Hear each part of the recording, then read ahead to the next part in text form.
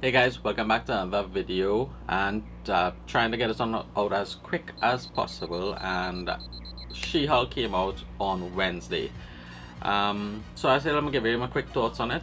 What I did was I grabbed some images, like some stills from the entire episode. I said I'll just talk you through it as quickly as possible, and that way we don't have to really go through and worry about copywriting when I use the video itself. So let's just jump into it and let's see if we can knock this one out as quickly as possible. So She-Hulk started with the normal Marvel intro, and one of the cool things that I found in it, there is now Miss Marvel who is featured in it. I'll drop the images while I'm talking. I think I'll be doing that while talking anyway. So you'll see Miss Marvel here in the center in the R, which I thought is a cool nod to Miss Marvel, one of their newer shows. After that, you can see there's also Jung from Kim's Convenience, which I'm pretty hooked on right now. Kim's Convenience is like one of my all-time favorite family comedies. It's on that level of Family Ties and Family Matters and The Cosby Show. So I'm really enjoying that. So now you can see Shang-Chi in the M in the Marvel Studios logo. After that, you could see where She-Hulk, that is Tatiana Maslany, who plays She-Hulk. This is her first instance where she actually breaks the fourth wall.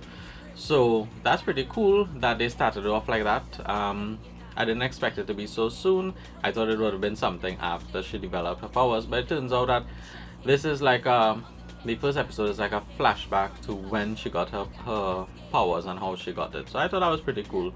Then we have a look at when she is driving along with Bruce, and a lot of the questions surrounding Bruce was, could he control Smart Hulk versus Hulk from like the first Avengers and Incredible Hulk. So he explained that he built a device which helps him to basically suppress like Rage Out Hulk. And a lot of people were wondering like, where is Rage Out Hulk, because they were saying like Marvel kind of depowered Hulk, and people losing a bit of interest. So they were wondering like, could he rage out? Is he as powerful? And I think that answered a lot of questions. Moving on from that, in the same scene, we see She-Hulk actually has a bag of Cheetos with chopsticks. I thought this was pretty funny. I thought it was a lot funnier than others would think it is, because right now on TikTok in Trinidad, we have there's this girl who eats doubles with chopsticks. I saw a couple of videos of that, so that was pretty hilarious. And I don't know, I probably laughed 10 times as much as the regular person who was taking a teen anyway. And while driving along, then you could see one of the ships from Sakaar, that is from Thor Ragnarok, where the Hulk was stuck on Sakaar with like this kind of Olympian style battle. I won't say it's battle world, but you know what I mean. And so that was a cool Easter egg for everyone who's seen Thor Ragnarok. Then after that, they got into a crash, and that's when Bruce's blood mixed with Tatiana Maslany's character, and that's how we got She-Hulk. So then we move on. Another cool thing that I found was they ensured that in Bruce's secret lair, which is like his lab, one of the things I found really interesting was the sizing of everything. They ensured that everything was to Bruce's size, so where you could see She-Hulk standing next to some of his lab stuff, like his little tech and these little bottles and beakers, she is very small in comparison to the height of the counter, so, and everything else. So I thought that was a pretty interesting fact, that they made sure that we understood that Hulk is, when Hulk form, he's like twice her size and twice our size. And so when she's in there, she's like a normal person, and everything in there would be twice her size, suitable to the Hulk. This is one of the first instances where she rages out, and where she breaks open one of the doors to one of his experiments. He ensured to tell her that Tony Stark built that and it cost like $1 million. So that was a cool reference. There were a lot of references to Tony Stark and Captain Rogers. After that, as I mentioned before, everybody was thinking that they kind of depowered Hulk. I think this was one of the instances where they showed you that Hulk is still powerful when he needs to be, where he launches this rock into God knows what galaxy. So that was pretty cool that they ensured that they gave us an idea that, hey, yeah, we heard you all saying that we depowered Hulk, but you know, it's still there. And one of the things with the little gadget on Bruce's hand that we saw earlier, that is one of the reasons why he's able to control Rage Out Hulk. Moving on from that, I think I forgot this scene from earlier on. Yeah, this is from the beginning where there's actually Jane Thor. I don't know how I forgot that one. This is another cool instance like in the lab where you could have seen the size difference. You could see She-Hulk standing next to Bruce's Jeep, and she called it a Jeep. I don't know if it's a Jeep brand, but whatever company it is that probably build this, I would hope that they build a special supersized version to have, so it's practical effects and not a green screen. I know it's probably green screen, but it's decent if it would have been like a supersized Jeep that she's next to, and that would have been great advertising if you ask me. Then there's a little clip where you can see Hulk training She-Hulk, and this is a good throwback to the Incredible Hulk, where they were using like sound waves to actually hamper and hurt Incredible Hulk. That is Incredible Hulk with Edward Norton.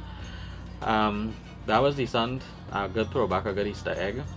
Here we see again the size difference with the Jeep and She-Hulk standing next to it. We can see that it is a Hulk Jeep, so he won't be able to really drive. Well, I guess he could drive it because she's driving it, but it's really a Jeep made for the Hulk.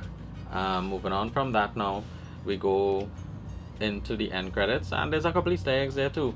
One of the slides, they did it like a proper, the end credits, they started off with like all these drawings reminiscent of what you'll see in a courtroom. You know, there's usually sketch artists in a courtroom giving you like quick drawings of the people on trial, the lawyers, the jury. Yeah, so they did a couple slides like that, and they threw in a lot of Easter eggs. So I just pulled a few that I thought were interesting. This one, she's holding up an evidence bag with an Avengers cup, so not to the Avengers. This one, she's in this is actually a slide from the episode itself, where after she hulked out and she's fixing her court clothes, as we like to say. But what I thought interesting was, everybody knows Kevin Feige's name, but not a lot of people talk about Louis D'Esposito, and his name is on everything as executive producer, and I think he deserves so much praise for the work that he's doing as the executive producer on all these shows and movies in the MCU. Moving on from that, we have She-Hulk again. This is just a small Easter egg where she's drinking like a cocktail and it's green. You know, it's an Easter egg for Hulk because obviously Hulk is green. Next, this is an Easter egg where Hulk is actually pulling cheese puffs. So this is what they were eating in the beginning, like cheese sticks. And She-Hulk is actually buying spandex from the bulk store.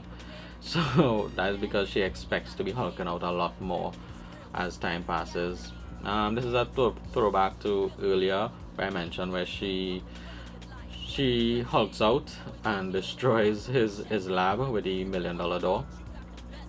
This slide is pretty cool because it's a little bit of what we could say office banter, you know, like if it's a lawyer office and they're trying to figure out if Captain America is a virgin. So it actually, a slide like this actually tells you that, you know, this is not like a teeny bopper show. There's a little more, it's a little more mature. So there's a little mature jokes in it. Although it's not adulterated, it's still cool to see that they're going in that direction. This is the last slide that I pulled from it. where she is in Hulk mode and shopping. Okay, you can see a handbag in her hand, and you know, people taking pictures of that. We have Captain America, what could be someone with a hat and a backpack, which could probably be like a nod to Spider-Man, Thor, Captain America, not Captain America, Iron Man, and then we have a guy in the front with a A on his hat, which is probably for the Avengers. So I think that's pretty cool.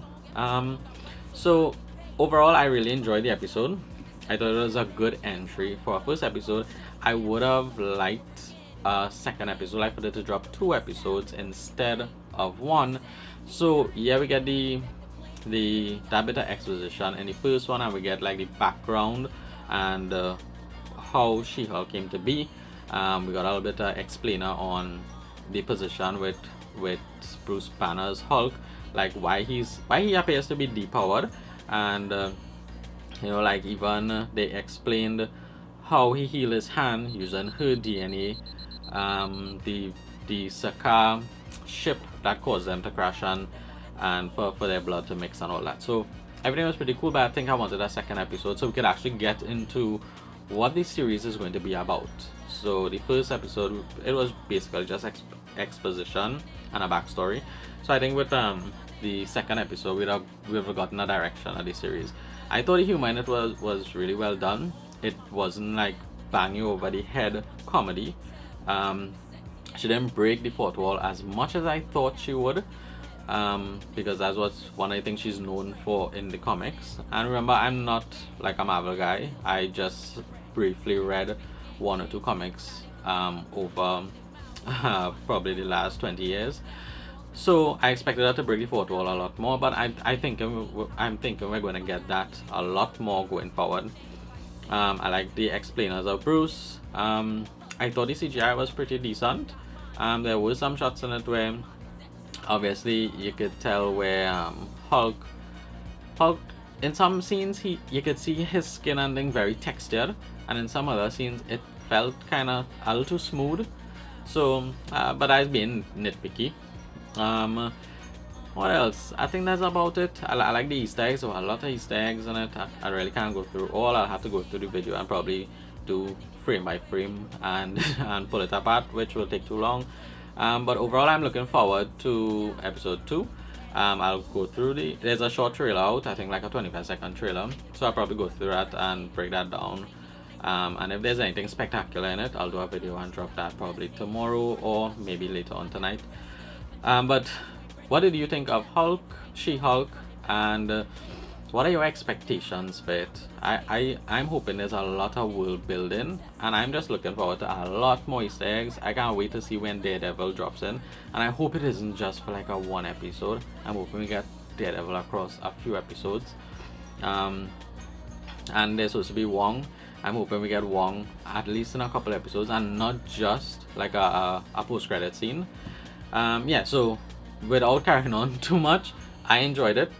I'm looking forward to episode 2, and you can leave your comments down below and let me know what you thought about it, what you're expecting from it. What did you think of the explainer for our Bruce Banner Hulk and him being depowered? I think I went on for long enough, so get down in the comments, let me know what you thought, and look out for the next video, hopefully tonight or tomorrow. It's played, won't start the day. Song after song I write, so I